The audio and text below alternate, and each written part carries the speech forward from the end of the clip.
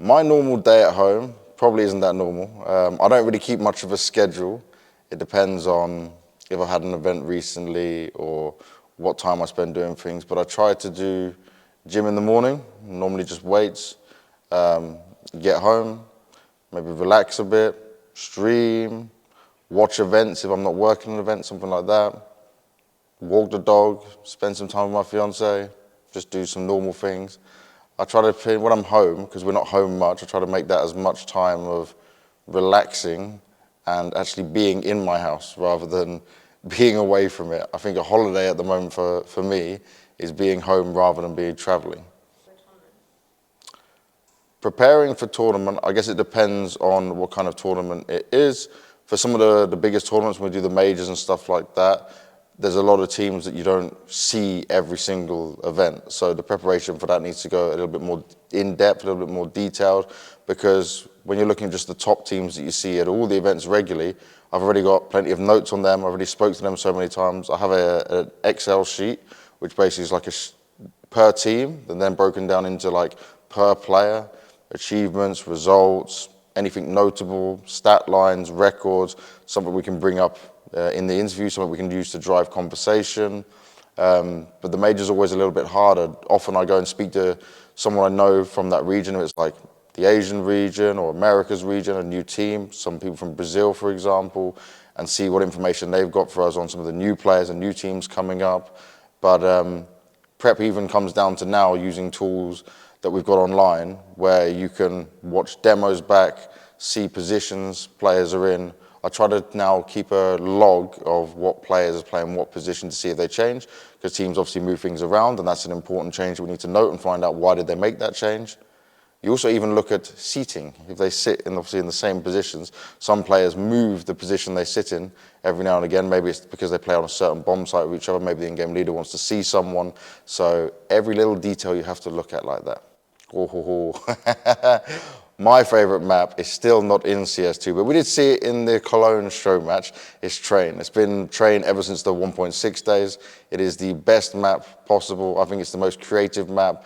It was always quite heavily CT-sided, but I think if you have a good T-side, if you have some good strategy and you're confident with the map, you can still make it fun, you can still make it competitive.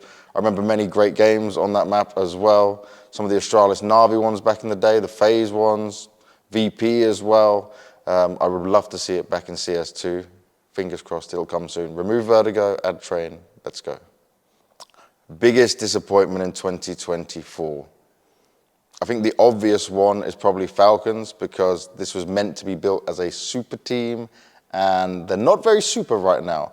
In everything that we see them, we get a glimpse of what they could be. Every now and again it looks okay.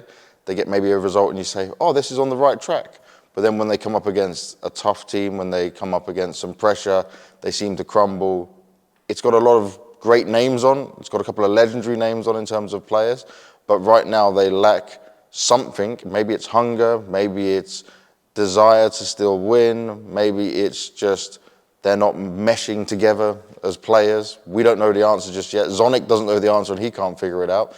But if they don't figure it out soon, someone's going to have to be kicked out and some new blood's going to have to be brought in, because a team that is meant to be successful and what Falcons want as an organization, this isn't good enough right now. So the best match during the last 6 months, my biased Na'Vi fandom would say obviously Na'Vi winning the major and beating Faze, but in terms of the actual game, some of it were blowouts and Faze didn't live up to their standards. We luckily just had an epic series, but it was Na'Vi losing. So I guess it is the best match if you're looking at Vitality and Na'Vi here at Cologne. Vitality go on to win it, but it had everything. The overtime on Mirage, the fighting back and forth, the almost comeback on the last map from Na'Vi. We saw Zyru playing up to the level you expect from him. You saw that Alexi was trying his best to call things out and break this best of 5 curse, which still continues to haunt him right now. And there was still a fight for who could be the MVP of the whole event off the back of it. So he had every good possible storyline going for it. It had a lot of excitement. And obviously, it's in the Lanxess Arena. It's legendary because it's Cologne. And the crowds, the cheers, the fans from the Na'Vi Nation side and the Golden Hornet side, it's just one epic spectacle. The match between Faze and SAW, that one was a wild run, but I'm not surprised, sadly, because FaZe have had so many games recently where they don't look like themselves. You have to look at it probably as SAW was so hungry, they added Berry, Mr. Bem Julio, as all the Portuguese give him his new nickname right now. He's really been adopted by these guys, but he brings a philosophy that the Portuguese team never had. He brings a style that they're now getting to learn, and he obviously understands how to prepare really well. The problem is if they meet a team that just can hit them hard with firepower, if FaZe had all their players playing to the highest level, then FaZe would probably run them over. But the teamwork was better on the day from SAW, and FaZe still are not in their best shape. But you saw what happens, sadly, to SAW when they go up against a Vitality who didn't let off them and didn't give them really any chance in it. So they've got a way to grow, but it's a positive sign to see a team like SAW make a step up. And they've had a fantastic year from getting to their first major.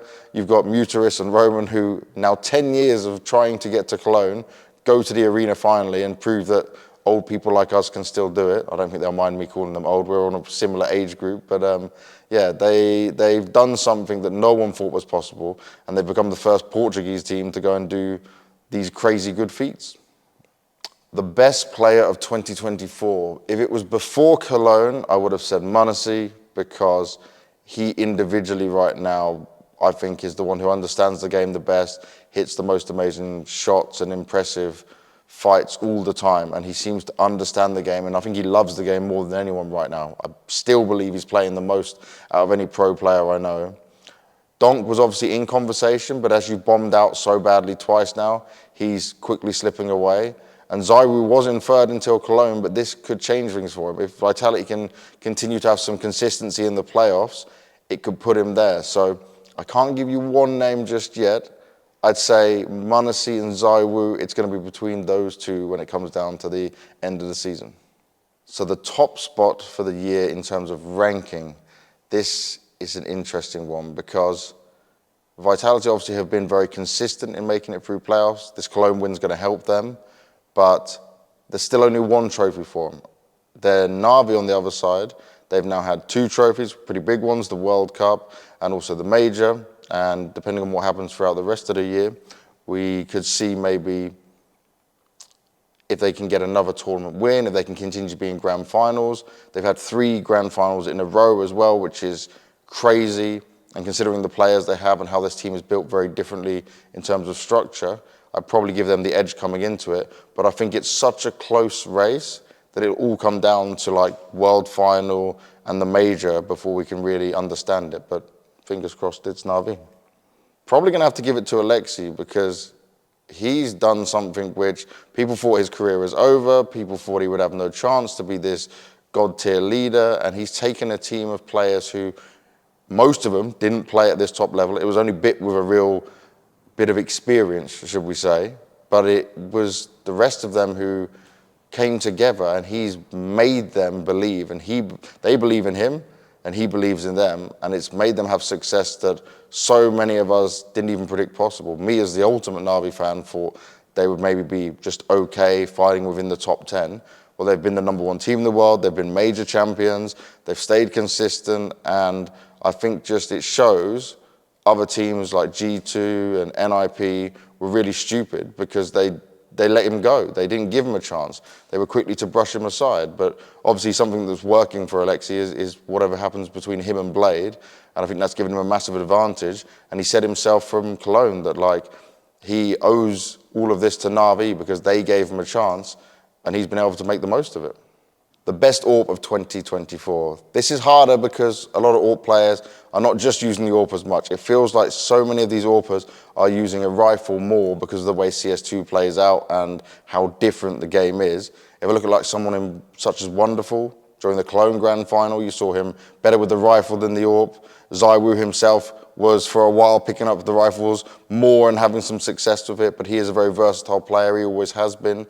So I would give it to m0NESY right now because he seemed to adapted the best to using the AWP. He still loves it, he still hits some of the craziest shots we've ever seen, and I think he's the one with the most highlights of AWP kills over and over again, and it never seems to stop with him. So m0NESY will get it this time around. Ooh, best coach. I think the best coach for 2024 has to be Blade still, because he's done it with an international squad. He's done it to the same timeline that he said he would. So he said within 6 months we'll have an idea of how it can be, and he went further than that and had more success than what they expected. He thought it would just be grand finals, not trophies, maybe just some good playoff spots.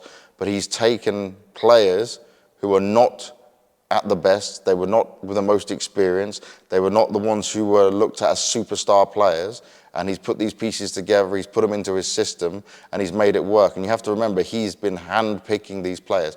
He's the one that wanted Alexi, he's the one that saw something in Emma, he had a look at JL, you know, he's brought all these players in, and then he loses Simple, and everyone thinks, okay, there's no way you're going to have success, and they still manage to make it work. And I think it even brings up the conversation of, yes, Sonic has 5 majors, but maybe Blade and what he's been able to do with the pieces he's had could be the better coach of all time. We'll have to wait and see.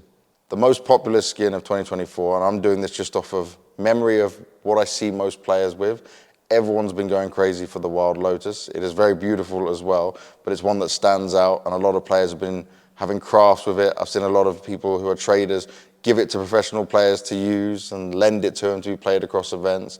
I don't have it myself, but it's in my top 5 favorites for sure. But that one is one that stands out in my mind.